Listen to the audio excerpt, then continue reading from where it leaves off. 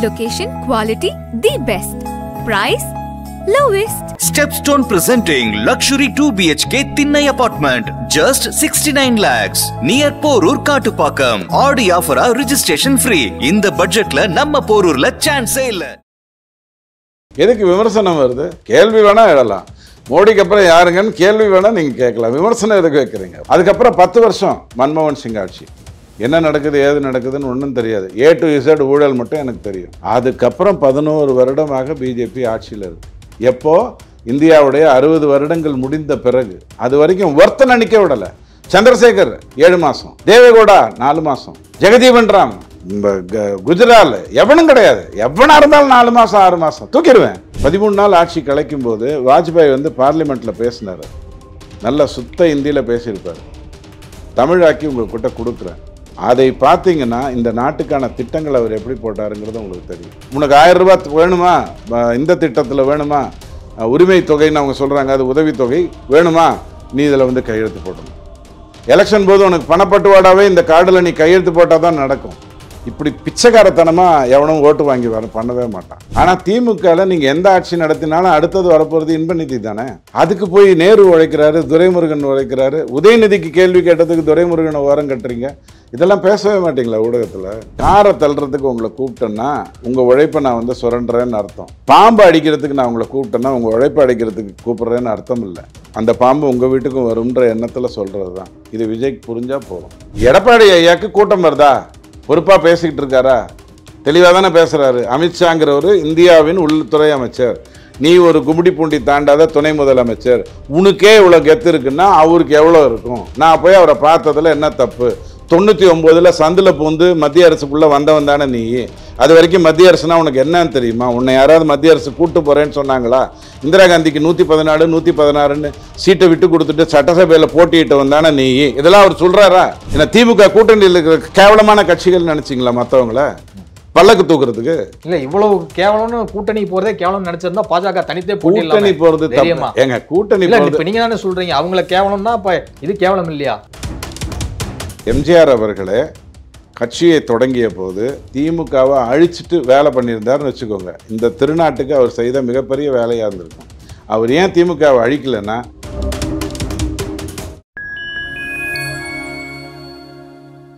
Fine time media நேயர்களுக்கு வணக்கம். நான் உங்கள் சிங் தூவன். நம்ம சிறப்பு நிகழ்ச்சியில் நம்மோடு இணைந்திருக்கிறார் துக்ளக் வாசகரும் அரசியல் விமர்சகருமான திரு TDS ரவிச்சந்திரன் அவர்கள். வணக்கம். வணக்கம். மோடி, அமித்ஷா இவருடைய தலைமைக்கு பிறகு பாஜகவில் தேசிய அளவில் கோலோச்ச போவது யார் அப்படிங்கிற சில விமர்சனங்கள் கேள்விகள்லாம் வந்து எழுது. உங்களுடைய பதில்? எதுக்கு விமர்சனம் வருது? கேள்வி வேணா எழலாம். மோடிக்கு அப்புறம் யாருங்கன்னு கேள்வி வேணா நீங்க கேட்கலாம். விமர்சனம் எதுக்கு வைக்கிறீங்க? ஒன்று புரிஞ்சுக்கோங்க. பிஜேபி அப்படிங்கிற அமைப்பில் யார் வேண்டும், பிஜேபின்னு இல்லை, அதிமுகவில் கூட அப்படி தான். திமுக, காங்கிரஸ், லல்லு பிரசாத், சரத் யாதவ், சரத் பவார், இந்த மாதிரி குடும்பக்குள்ளே இருக்கக்கூடிய கட்சிகளில் தான் இவன் தான் வருவான் அடுத்ததுன்னு உங்களுக்கு ஏற்கனவே தெரியும். அதனால் அதில் ஒன்றும் மாற்று கருத்து இல்லை. வெங்கட் பிரபு படம் எடுத்தாருன்னா பிரேம்ஜி அதில் இருப்பார். திமுகவில் அடுத்த முதலமைச்சர் யாருன்னா இன்பநிதி வருவார். அப்படிங்கிறதோட நிறுத்திக்கோங்க. ஆனால் பிஜேபியில் யார் வேண்டுமானாலும் வரலாம், எங்கேருந்து வேணாலும் வரலாம். ரொம்ப அற்புதமாக பேசக்கூடியவங்கெல்லாம் பெண்கள் எடுத்துக்கோங்க. சுஷ்மா ஸ்வராஜை பொறுத்த வரைக்கும் அவங்க ஒன்றும் பொலிட்டிக்கல் பேக்ரவுண்ட்லேருந்து உங்களுக்கு உள்ளே வரல. யாருமே பிஜேபியை பொறுத்த வரைக்கும் காங்கிரஸில் 15, நான் சொல்கிறதெல்லாம் 20 வருஷத்துக்கு முன்னாடி காங்கிரஸில் இருந்துட்டு அதுக்கப்புறம் பிஜேபிக்கு வந்தாங்க அப்படின்னு நீங்கள் சொல்ல இப்போ நடக்கலாம். இப்போ தான் அவங்களுக்கு பிஜேபிங்கிறது இன்றைக்கி இருக்கக்கூடிய இளைய தலைமுறைக்கு நான் சொல்கிறேன், ஒரு பெரிய சர்வாதிகார ஆட்சி நடந்துட்டு இருக்கிறதாக உங்களுக்கு ஒரு எண்ணத்தை ஏற்படுத்துகிறாங்க. 1982 2 MP இல்லையா? 96 160 MP இருந்தது. உங்களுக்கு நான் மொழிபெயர்த்து ஒரு வீடியோ கொடுக்க போகிறேன். 13 நாளில் ஆட்சியை கலைச்சாங்க இல்லையா? 13 நாளில் வாஜ்பாய் ஆட்சியை கலைச்சிட்டாங்க. திருப்பி அவர் விகண்டு இழந்து வர்றாரு. 13 மாதத்தில் கழிச்சிட்டாங்க. நம்ம சுப்பிரமணிய சாமி கூப்பிட்டு போய் சசிகலாட்ட பேசி ஜெயலலிதா சோனியா கிட்ட கொண்டு போய் கலைச்சி விட்டாங்க.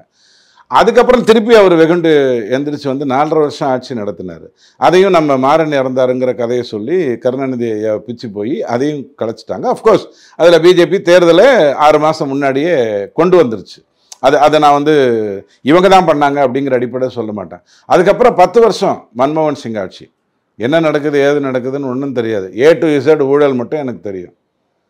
அதுக்கப்புறம் 11 வருடமாக பிஜேபி ஆட்சியில் இருக்குது. எப்போ இந்தியாவுடைய 60 வருடங்கள் முடிந்த பிறகு அது வரைக்கும் ஒருத்தனை நிற்க விடலை. சந்திரசேகர் 7 மாதம், தேவேகவுடா 4 மாதம், ஜெகதீவன் ராம், குஜரால் எவனும் கிடையாது. எவனா இருந்தாலும் 4 மாதம் 6 மாதம் தூக்கிடுவேன். அப்படி ஒரு சர்வாதிகாரம் நடந்துட்டு இருந்த இந்தியாவில இருந்து இன்னைக்கு நீங்க ஒரு ஆட்சியை பார்க்குறீங்க. புரியுதுங்களா? இதுக்கப்புறம் இன்னைக்கு ஆர்எஸ்எஸ்ல பயிலாத, ஆர்எஸ்எஸ் சித்தாந்தத்துக்குள்ள இல்லாத நிறைய பேர் வந்திருக்காங்க. போன தேர்தலே பிஜேபி ஒரு தவறை, தான் செய்த ஒரு தவறை புரிஞ்சுக்கிட்டுச்சு. கிட்டத்தட்ட 116 பேர் வேற கட்சியிலேருந்து வந்தவங்க கடந்த 15 வருஷத்துல, உடனே இல்லை 15 வருஷத்துல வந்தவங்களுக்கு சீட்டு கொடுத்தது. அதில் கிட்டத்தட்ட 100 சீட்டு காலி ஆயிடுச்சு. அதனால் அதை செய்யக்கூடாது. நம்மகிட்டேருந்து இருக்கிறவங்கள வச்சுட்டே பண்ணோம். யார் வந்தாலும் அவங்க பொறுப்புகளில் இருக்கலாமே ஒழிய அவங்களுக்கு எம்பி எம்எல்ஏ கொடுக்க முடியாதுங்கிறதெல்லாம் தெளிவாக இருக்காங்க. ஸோ யார் வேண்டுமானாலும் வரலாம். மோடிக்கு அடுத்தது, அமித்ஷாக்கு அடுத்தது யார் வேண்டுமானாலும் வரலாம். யோகி வருவாருன்னு நீங்கள் நினைக்கிறீங்க, கிடையாது. யோகி ஐயா யூபியில் செய்யறதுக்கே இன்னும் அவருக்கு 15 வருட வேலைகள் இருக்கு. 60 வருட கூண்டா ஆட்சி நடந்த ஒரு இடம் யூபி. கூண்டாஸ் தான் ஆட்சி. எவன் சாகிறான், எதுக்கு இருக்கான், ஒரு மண்ணாங்கட்டியும் தெரியாது. இங்கேயாவது நான் கொடூரமான ஆட்சின்னு சொன்னேன். அங்கே குண்டர்களே ஆட்சி பண்ணிட்டு இருந்தாங்க யூபியை பொறுத்த வரைக்கும். ஸோ குறைஞ்சது இன்னொரு 10 வருஷம் யோகி அங்கே இருந்து செட் பண்ணால் தான் கரெக்டாக நடக்கும். ஸோ அடுத்தது வரக்கூடியவர் மோடியை விட இன்னும் சிறப்பாக, இன்னும் ஒரு பெரிய தேசாபிமானியாக வருவாரே ஒழிய கண்டிப்பாக அவரோட ஒரு 2 படை கீழே இருக்கிறவர் வரமாட்டார். ஜெயபிரகாஷ் நாராயணன் பற்றி உங்களுக்கு இன்னைக்கு இருக்கக்கூடிய இளைஞர்களுக்கு தெரியாது. அவரிடம் இருந்து வாஜ்பாய் வரும்போது வாஜ்பாயை ஒரு ஹாட் மேனாக தான் பார்த்தாங்க. ரொம்ப அழகாக பேசிடுவார், ஆனால் ஹாட் மேனாக பார்த்தாங்க. 98 அந்த 13 நாள், 97 13 நாள் ஆட்சி கலைக்கும் போது வாஜ்பாய் பார்லிமெண்ட்டில் பேசினார். நல்லா சுத்த இந்தியில் பேசியிருப்பார். தமிழாக்கி உங்கள்கிட்ட கொடுக்குறேன், அதை பார்த்தீங்கன்னா இந்த நாட்டுக்கான திட்டங்கள் அவர் எப்படி போட்டாருங்கிறது உங்களுக்கு தெரியும். அதே காலகட்டத்தில் ஜம்மு அண்ட் காஷ்மீருக்கு அவர் பெரிய ஸ்பீச் ஒன்று பார்லிமெண்ட்டில் கொடுத்தாரு. வாஜ்பாய் ஐயா பேசினதை ஹிந்தி தெரிஞ்சவங்களோட உட்காந்து வச்சு கேட்டு பாருங்க. எப்படி ரோடு மேப் போடணுங்கிறத பிஜேபி அழகாக முடிவு பண்ணிச்சு. இந்த மாதிரி வீடு வீடாக போய் கெஞ்சி மிரட்டி, உனக்கு 1000 ரூபா வரணும்னா நீ உறுப்பினர் ஆகணும், அப்போ தான் நான் 2 கோடி பேர் உறுப்பினர் ஆகிட்டேன்னு சொல்லுவேன், உன் ஜிபே நம்பரை கொடு, டைரெக்டாக யார்கிட்டேருந்து உனக்கு அமௌண்ட் வருதுன்னே தெரியாது, வந்துடும் அப்படிங்கிற ஒரு சிஸ்டம் கொண்டு போய் கெஞ்சற வேலையை 50 வருடமாக ஆட்சியில் இருந்துட்டு 91 வயசு வரைக்கும் ஒருத்தர் எம்எல்ஏவாக இருந்து இறந்தார். அப்படி ஒரு ஆட்சியெல்லாம் நடத்திட்டு கேவலமாக இந்த மாதிரி உனக்கு 1000 ரூபா வேணுமா, இந்த திட்டத்தில் வேணுமா, உரிமை தொகைன்னு அவங்க சொல்கிறாங்க, அது உதவித்தொகை வேணுமா, நீ இதில் கையெழுத்து போடணும். எலெக்ஷன் போது உனக்கு பணப்பட்டுவாடாவே இந்த கார்டில் நீ கையெழுத்து போட்டால் தான் நடக்கும். இப்படி பிச்சைக்காரத்தனமாக எவனும் ஓட்டு வாங்கி பண்ணவே மாட்டான். இதை விட ஐயா ஓட்டு போடுங்கய்யா, ஐயா ஓட்டு போடுங்கயான்னு கெஞ்சலாம். ஆனா நாத்தாக்கா கிட்டையும் விஜய் கிட்டையும் தான் இருக்கு. பிஜேபி அதிமுக ஸ்ட்ராங்கா நிக்குது, எந்த குழப்பமும் இல்லை. விஜயும் நாத்தாக்காவும் அதை கொஞ்சம் யோசிக்கணும். முதல்ல இந்த வீட்டுல இருந்து பேயை விரட்டணும், அதுக்கப்புறம் தான் லட்சுமியை உள்ள கொண்டு வரணும், சுதர்சனத்தை கொண்டு வரணும். எடப்பாடி முதலமைச்சர் ஆவதற்கு சீமானும் விஜயும் எதுக்கு தனி கட்சி ஆரம்பிக்கணும்? ஸ்டாலின் இன்ப நிதி ஆகிறதுக்கு கட்சிக்காரங்க கேட்கறாங்க, நீங்க நாவேகா நிர்வாகிகள் கேட்கறாங்க, நாத்தாக்கா நிர்வாகிகள் கேட்கறாங்க. நீங்க மற்றவங்களை விட்டுருங்க தலைவரை. நேரு எதுக்குங்க இன்ப நிதி முதலமைச்சர் ஆகிறதுக்காக வாழ்க்கையில வேலை செய்யணும்? யோசிச்சு பாருங்க. நீங்க எடப்பாடி முதலமைச்சர் ஆகிறாருன்னா அது ஒரு ஜனநாயக கட்சி, கூட்டணி ஆட்சின்றது தான் நிறைய வாய்ப்புகள் இருக்குது. ஏன்னா எனக்கு அப்படி தான் தெளிவாக தெரியுது. அண்ணாமலை இதைத்தான் ஜூன் 2024 சொன்னார். அதுக்கப்புறம் விஜய் சொன்னார். அதுக்கப்புறம் மற்றவங்க சொல்ல ஆரம்பிச்சிட்டாங்க. இவங்க 2 பேரை மட்டும் விடுறதுங்கிறது அவ்வளோ சரியாக வராதுன்னு யோசிச்சிருக்காங்க. ஆனால் திமுகவில் நீங்கள் எந்த ஆட்சி நடத்தினாலும் அடுத்தது வரப்போகிறது இன்ப நிதி தானே. அதுக்கு போய் நேரு உழைக்கிறாரு, துரைமுருகன் உழைக்கிறாரு. உதயநிதிக்கு கேள்வி கேட்டதுக்கு துரைமுருகனை ஓரம் கட்டுறீங்க. இதெல்லாம் பேசவே மாட்டீங்களா ஊடகத்தில்? மறைச்சிருவீங்களா? அந்த உதயநிதி எங்க ஓரம் கட்டினாங்க? இன்னும் பொதுச் செயலாளர் தானே பதவியில் உட்காந்து. இன்னும்ங்கிறது வேணா நான் ஒத்துக்கிறேன். இனிமேல்ட்டாங்கிறது தான் நான் ஒதுக்கப்படுறதா நான் எடுத்துக்கணும். உங்க பதில ரொம்ப அருமையா இருக்கு எனக்கு. சார் இன்னும் அவர் தான் சார் இருக்காரு, அப்புறம் அனுப்பிச்சிடுவாங்க அப்படிங்கிற மாதிரி சொல்றீங்க. அவரை நீங்க வச்சுக்கோங்க, அனுப்புங்க. அவர் என்ன பெரிய யோகியா புத்தரா? அவரும் இந்த 12 குறுநில மன்னர்ல இருந்த ஒருத்தர் தானே. அவரை பத்தி எனக்கு ஒன்றும் பெரிய அபிமானம்லாம் ஒன்றும் கிடையாது. நான் கேட்கிறேன் உங்ககிட்ட, திமுகவில் யாரை முதலமைச்சர் ஆக்கிறதுக்காக அந்த கட்சி உழைக்குதுன்னு சொல்லுங்க, மற்றவனை விட்டுருங்க. ஏங்க விஜய் 112 சீட்டில் ஜெயிச்சிருவாருன்னா அவர் முதலமைச்சர் ஆகலாம். இப்படி நினைச்சிட்டு வந்தவங்க தானே விஜயகாந்த். சிவாஜியாவது தப்பு பண்ணாரு, ஜானகி அம்மாவோட கூட்டணி வைத்தா நல்லதுன்னாரு. அது பண்ணாமல் அப்போ திமுக கொடுத்த ஒரு 20-30 50 சீட்டோ கொடுத்தாங்க. எடுத்திருந்தாருன்னா சிவாஜி கணேசனுடைய அரசியலே வேற விதமாக இருந்திருக்கும். தப்பன்ட்டார், அந்த இடத்துக்கு போனார். ரஜினி இதெல்லாம் பார்த்தாரு, இதெல்லாம் நமக்கு வேலைக்கு ஆகாது, இதெல்லாம் கூண்டாஸ் விளையாடுற ஒரு இடம், டைனாசர்ஸ் விளையாடுற இடம்ட்டு அழகாக ஒதுங்கிட்டார். அப்போ இவர் ஏதாவது மையம் உங்களுக்கு தெரியவே தெரியும், டார்ச்லைட்டை போய் அடகு வச்சு ராஜ்யசபாவில் போய் உட்காந்துருக்காரு. எல்லாரும் ஹிந்தியில் பேசிட்டுருப்பாங்க, இவருக்கும் ஹிந்தி தெரியும். அவர் மாட்டுக்கு எதையாவது பேசுவார், நாடு கேட்க வேண்டிய அவசியம் வரும். சின்னதாக கட்டம் செய்திகள்லாம் வரும். இல்லைனா அப்பப்போ பெரிய செய்தி வர்றதுக்கு பெருசாக பேசுவார், நிறைய விஷயங்கள் எல்லாம் பேசுவார். அது கேட்டுக்கோங்க உங்கள் தலையெடுத்து. அப்போ இதுலேருந்து பாடம் கற்றுக்க மாட்டேன்னா நான் என்ன பண்ணுறது? இத்தனை பேர் முட்டாள்களான நீங்கள் எம்ஜிஆர் உடனே எம்ஜிஆர் மாதிரி இன்னொருத்தர் வர முடியாதுலாம் சொல்லாது. எம்ஜிஆர் கட்சியில் இருந்தார், தன்னுடைய திரைப்படங்கள் நடிச்சிட்டு இருந்தார். அவுட் ஹவுஸ் கட்சி டெய்லி அவரை கட்சிக்காரங்க பார்த்துட்டு இருந்தாங்க. அவருக்கு பணம் எல்லாத்தையும் நானே அமுத்திக்கணுங்கிற ஒரு எண்ணம். தான் கொள்கை எதிரி பாஜகவுடன் கூட்டணி கிடையாதுன்னு சொல்லிட்டாரு. ஐயா, பாஜகவுடன் கூட்டணி வைத்திருக்கும் கட்சியுடன் நாங்கள் கூட்டணி இல்லைன்னு சொல்லிட்டாரு. நீங்க எல்லாத்தையும் சொல்லுங்க. ஜனநாயகம் படம் ஏன் விஜய் தொடர்ந்து அழைக்கணும்? பாஜக அதிமுக கூட்டணிக்கு விஜய் பார்த்து பயமா? ஐயா, நீங்க வந்தீங்கன்னா நல்லதுன்னு நான் கூப்பிடுறது தப்பா எடுத்துக்காதீங்க. காரை தள்ளுறதுக்கு உங்களை கூப்பிட்டேன்னா உங்க உழைப்பை நான் சுரண்டுறேன்னு அர்த்தம். பாம்பு அடிக்கிறதுக்கு நான் உங்களை கூப்பிட்டேன்னா உங்க உழைப்பை அடிக்கிறதுக்கு கூப்பிடுறேன்னு அர்த்தம் இல்லை. அந்த பாம்பு உங்க வீட்டுக்கும் வரும்ன்ற எண்ணத்துல சொல்றது தான். இது விஜய்க்கு புரிஞ்சா போதும். ஆனா ஜனநாயகம் படம் ஓடுறது ஓடாது உதயநிதி கையில தானே இருக்கு. அவர் தானே முடிவு பண்ணுவார் அந்த படம் ஓடுமா ஓடாதாங்கிறது. ஓடலைன்னா இருக்கு கதை. அப்படிதான் விஜயோட பொசிஷன். ஓடிடுச்சுன்னா விட்டுருவார், நான் தனியாக நின்றுக்கிறேங்க, பார்க்கலாம் அவர் 2 எலெக்ஷன்ல எல்லாம் அப்படின்னு நின்றோம், சரியாக வரல, அதுக்கு அடுத்தது பார்த்துக்கலான்ட்டு அவர் மட்டுக்கு ஒரு அரசியல் இருப்பார். அவுட் ஹவுஸில் பிரச்சனையே இருக்காது, அவருக்கு வயசு இருக்கு. அமித்ஷா சொன்னதான் வேத சத்தியம் என பேசியிருக்கிறார் அண்ணாமலை அவர்கள். அப்போ டெல்லி உத்தரவு இல்லாமல் இங்கே கூட்டணி ஆட்சி தான் அப்படின்னு சொல்லிட்டு அண்ணாமலை இது மாதிரி பேசுவாரா? ஒரு பக்கம் எடப்பாடி என்ன சொல்றாரு, தனித்து தான் ஆட்சி அமைங்கிறாரு. இது எல்லாத்தையும் மறந்துடுங்க, யார் என்ன பேசுகிறாங்கிறத பற்றி. ஆனால் அண்ணாமலை ஐயா அமித்ஷா சொல்கிறத வேதம்னு சொல்லாமல் டொனால்ட் ட்ரம்ப் சொல்கிறதே வேணும் வேதம்னு சொல்லுவார். விட்டுருங்க. தொகுதி உடன்பாடுன்னு ஒன்று நடக்குமா நடக்காதா? 128 சீட்டில் எடப்பாடி நின்றாருன்னா ரிஸ்க் எடுக்கிறாருன்னு அர்த்தம். 150 சீட்டில் நிற்கிறாருன்னா எந்த ரிஸ்க்கும் இல்லைன்னு அர்த்தம். 180 வரைக்கும் போயிட்டாருன்னா லட்டு மாதிரி திரும்பி இன்னொரு தோல்வியை நோக்கி அவர் போகிறாருன்னு அர்த்தம். ஸோ 180, 140, 128 இதுதான் எடப்பாடி ஐயா எப்போ முடிவு எடுக்க போகிறாரு? பிப்ரவரி மாதம் தானே முடிவு எடுக்க போகிறாரு. இப்போ அவர் கரெக்டாக தானே பேசி என்ன பிரச்சனைன்னு கேட்குறேன். 234 தொகுதியிலுமே அப்போ சின்ன சின்ன கூட்டணி கட்சியோட சேர்த்து 2016 ஜெயலலிதா அம்மையார் நின்னாங்களே, அந்த ஒரு துணிச்சல் எடப்பாடிக்கு இருக்கக்கூடாது? இது பாருங்க, துணிச்சல்ங்கிற கேள்விக்கெலாம் வராதிங்க. ஜெயலலிதா அம்மாவோட துணிச்சலே வேற. அவங்களை எதிர்க்கிறவங்க அவங்க அளவுக்கு இல்லைங்கிற பொசிஷன்லேருந்து இருந்தது. இன்றைக்கி அப்படி கிடையாது. 5 வருஷமாக 2 பேருக்கு 1,50,000 கோடி போயிருக்குன்னு தியாகராஜன் ஐயா சொல்லியிருக்காரு. 1,50,000 கோடி உங்ககிட்ட இருந்ததுன்னா எம்ஜிஆராலேயே உங்களை தோக்கடிக்க முடியாது. பெரிய பணம், நல்லா யோசிச்சுக்கோங்க. ஸோ அதெல்லாம் அந்த விஷயத்துக்குள்ளே நம்ம வரவே வேண்டாம். எடப்பாடி ஐயாவுக்கு கூட்டம் வருதா? பொறுப்பாக பேசிக்கிட்டு இருக்காரா? தெளிவாக தானே பேசுகிறாரு. அமித்ஷாங்கிறவர் இந்தியாவின் உள்துறை அமைச்சர், நீ ஒரு கும்மிடி பூண்டி தாண்டாத துணை முதலமைச்சர், உனக்கே இவ்வளோ கெத்து இருக்குன்னா அவருக்கு எவ்வளோ இருக்கும்? நான் போய் அவரை பார்த்ததில் என்ன தப்பு? 99 சந்தில் பூந்து மத்திய அரசுக்குள்ளே வந்தவன் தானே நீ. அது வரைக்கும் மத்திய அரசுனா உனக்கு என்னன்னு தெரியுமா? உன்னை யாராவது மத்திய அரசு கூட்டு போகிறேன்னு சொன்னாங்களா? இந்திரா காந்திக்கு 114, 116 சீட்டை விட்டு கொடுத்துட்டு சட்டசபையில் போட்டியிட்டவன் தானே நீ. இதெல்லாம் அவர் சொல்கிறாரா? எடப்பாடி சொல்கிறாரா? கரெக்டாக தானே பேசிகிட்டு இருக்காரு. அப்படியே விடுங்க. ஜனவரியோ பிப்ரவரியோ தொகுதி உடன்பாடுன்னு போடுவாங்கல்ல. 128, 140, 180 அவர் என்ன முடிவு எடுக்கிறாருன்னு பாருங்க. இப்படி சொல்றதே ஒரு மிரட்டும் தோணி தானே. ஏங்க, பாஜகவை விட அதிமுக அங்க பலவீனமா இருக்கு. ஏங்க 2000 பலமான எதிர்க்கட்சி. நீங்க வரலாறு 2006 128 சீட்டு தானேங்க திமுக நின்றுது. அது என்ன தலைகுணியோட நின்றுதா? கேவலமா நின்றுதா? மிரட்டப்பட்டு நின்றுதா? இல்ல. அல்ல, இத்தனை பேர் பல்லக்கு தூக்கினா தானேங்க எனக்கு வாழ்க்கை வரும், நான் எப்படிங்க தனியாக ஜெயிப்பேன் அப்படின்னு சொல்லி தன்னைத்தானே ஒத்துக்கொண்டு நின்றது. 128 எத்தனை ஜெயிச்சாங்க?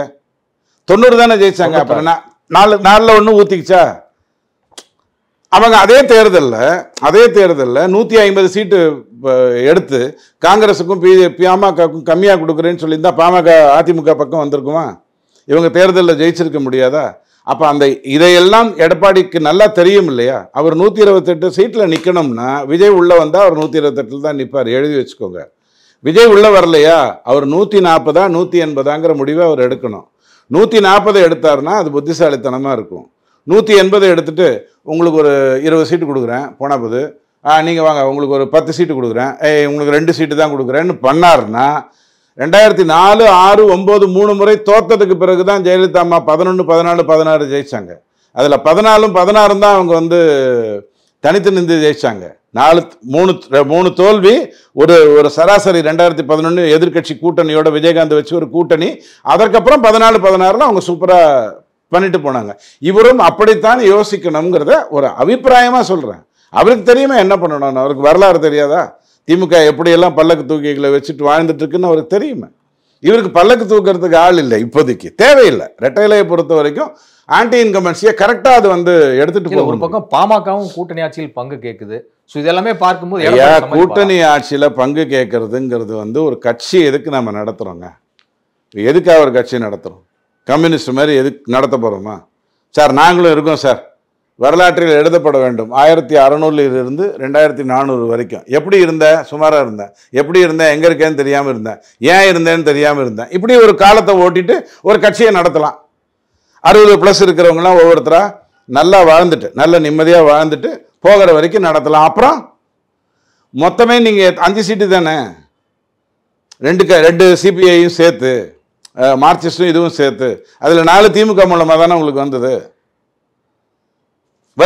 அப்போ அந்த மாதிரி ஒரு வாழ்க்கையை நடத்தலாம். பட் அந்த வாழ்க்கையை நடத்துறதுக்காக விசிக வந்திருக்காரு.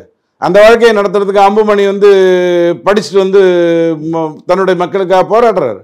அந்த வாழ்க்கைக்காகவா நாத்தாக்காவில் சீமான் போராடுறாரு? பல்லக்கு தூக்கிகளை வர சொல்றீங்களா? ஏன்னா திமுக கூட்டணியில் இருக்கிற கேவலமான கட்சிகள் நினைச்சிங்களா மற்றவங்கள பல்லக்கு தூக்குறதுக்கு? இல்ல இவ்வளவு கேவலம்னு கூட்டணி போறதே கேவலம் நினைச்சிருந்தா பாஜக தனித்தே கூட்டணி போறது ஏங்க கூட்டணி இப்ப நீங்க தானே சொல்றீங்க அவங்கள கேவலம்னா அப்ப இது கேவலம் இல்லையா? இல்ல நீங்க சீக்கிரத்துல தொலைக்காட்சி நெறியாளரா வரலாம். நல்லா ட்விஸ்ட் பண்றீங்க. கூட்டணியை கேவலம் நான் சொல்லல தலைவர. கூட்டணியில இருந்துட்டு பல்லக்கு தூக்கியா இருப்பது கேவலம்னு சொன்னேன். கூட்டணியில நான் இருக்கேன், என் ஓட்டெல்லாம் உனக்கு வாங்கி கொடுக்குறேன், நான் பல்லக்கு தூக்கி. நீங்க டைரக்டா வந்து ஒரு 4 சேனல்ல அப்ளை பண்ணுங்க. ஏன்னா அவங்க ரேஞ்ச் எல்லாம் அப்படித்தான் இருக்குது. கண்டிப்பா உங்களுக்கு நெறியாளர் பதவி கிடைக்கும். ஏன்னா அவங்கெல்லாம் பாவம் இப்படிதான் ட்விஸ்ட் பண்ணியே பொழுது ஓட்டிட்டு இருக்காங்க. கூட்டணியில் இருந்து கொண்டு வாக்குகளை சேகரித்து கொடுத்து விட்டு பல்லக்கு தூக்கியா இருக்கியே அப்படின்னு சொல்றேன். அது கேவலம் தானே?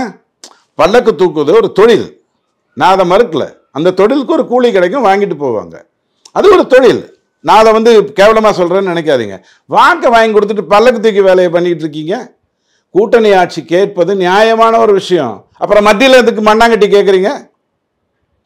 இதே திமுக இங்கேருந்து போனார்ல ஒருத்தர், ஜெயராம் ரமேஷ் எனக்கு இந்தந்த மந்திரி பதவிகள் எல்லாம் கொடுப்பேன் என்று சொன்னார். அங்கே மன்மோகன் சிங் நின்றுங்கிறார் பிரைம் மினிஸ்டர். ஜெயராம் ரமேஷ் சொன்னால் நான் என்னங்க பண்ணுறது, நான் தானேங்க பிரைம் மினிஸ்டர்னு அவர் உட்காந்துருக்காரு. சோனியா காந்தி அம்மா மேலே இருக்காங்க, மாடி வீட்டில் உட்காந்துருக்காங்க. இவர் போய் குடிச்சுட்டாரு. எது கேட்குறீங்க? இது மாநில உரிமை. அப்போ இவங்க இருக்கிறதெல்லாம் வந்துட்டு மாவட்ட உரிமையா? எதுக்கு ஒருத்தன் கட்சி நடத்த? ஆட்சி தான் 2026 பாருங்க, கூட்டணி ஆட்சி தான் தமிழகத்தினுடைய. நான் பிஜேபியோட கருத்தை சொல்லல. இல்ல எல்லா கட்சிகளுமே நீங்க தமிழகத்தின் நலம் விரும்பியாக இங்க பிறந்து இங்க வளர்ந்து இங்கிருந்து நல்லது தெரிஞ்சுக்கிட்டவனா நான் கேட்கிறேன்.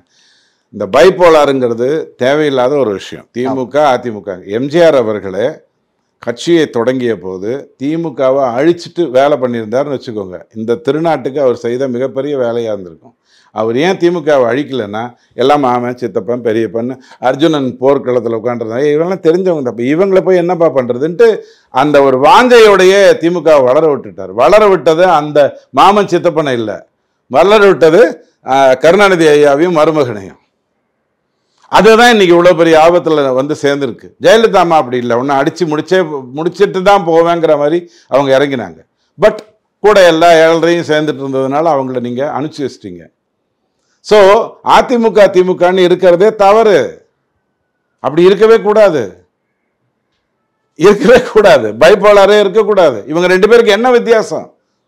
இங்கே ஆன்மீகம் இருக்கு அதிமுகவில், இங்கே வந்து தேசிய சிந்தனை இருக்கு, இங்கே போலி நாஸ்திகம் இல்லை. 3 தான் வித்தியாசம். மன்னராட்சி இல்லை. ஸோ அதிமுக திமுகக்கான வித்தியாசம் 4. மன்னராட்சி இல்லை, ஆன்மீகம் நேர்மையாக இருக்கு, போலி நாஸ்திகம்ங்கிற கேவலம் இல்லை, போலி நாஸ்திகங்கிற கேவலம் இல்லை, தேசிய சிந்தனை இருக்கு, பிரிவினைவாதம் கிடையாது. இவ்வளவுதான் அந்த 4த்துக்கான வித்தியாசம். ஸோ எல்லாத்தையும் பிஜு பட்நாயக் அவர் அன்னைக்கு ட்ரை பண்ணார்ல, முதல் பட்நாயக், அது மாதிரி சேர்த்து விட்டுறலாம். கூட்டணி ஆட்சிங்கிறது எதுக்கு சொல்றோம்னா, அவனுக்கு ஒரு உரிமை இருக்கு. அவன் எதுக்கு கட்சி நடத்துறான்? அவன் என்ன தேட்டர் வாசல்ல பிளாக்ல டிக்கெட் விற்கிறவனா? வர்றவங்களுக்குலாம் 100 ரூபாய்க்கு டிக்கெட் வித்துட்டு தேட்டரில் கூட்டத்துக்கு அனுப்புறதுக்கு? பல்லக்கு தூக்கிங்கிறத விட இன்னும் கேவலமான நிறைய வார்த்தைகள் என்னால் சொல்ல முடியும். இதுவரை உங்கள் பல்வேறு கருத்துக்களை கூட பண்ணுவேன். கண்டு சார்.